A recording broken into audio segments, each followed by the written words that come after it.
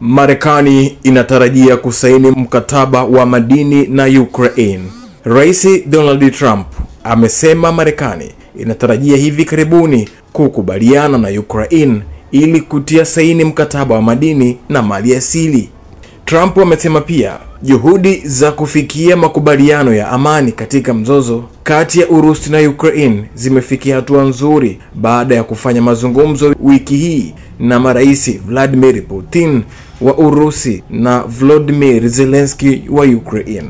Hayo yanajiri wakati hapo jana viongozi wa mataifa ya Ulaya wamekubaliana kuongeza mataifa yao katika sekta ya ulinzi na kutenga euro bilioni 800 ifikapo mwaka 2030. Pia wameafikiana kuongeza msaada wa kijeshi kwa Ukraine ili iendelee kukabiliana na uvamizi wa Urusi. Umoja wa Mataifa umetahadharisha kuwa vyombo vya habari nchini Haiti vinalengwa na magenge ya wahalifu yanayojaribu kuvinyamazisha. Pia umesifu ujasiri wa waandishi wa habari wanaofanya kazi katika nchi za Caribbean katika mazingira magumu.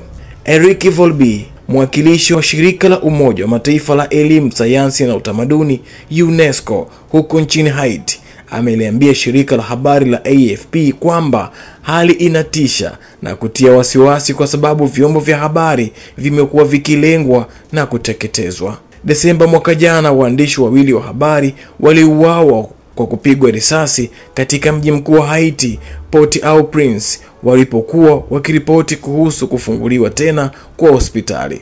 Wiki iliyopita, ofisi za kituo cha television na vituo viwili vya redio vilishambuliwa na kuporwa, huku jiji hilo likikabiliwa na wimbi jipya la ghasia za magenge ya wahalifu.